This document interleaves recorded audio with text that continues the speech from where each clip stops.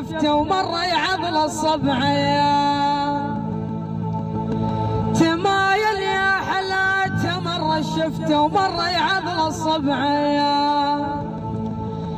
ابو شويخ وزلفه وزلفه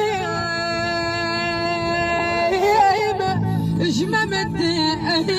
ايدي على خدوده وزلفه حس مثل التريد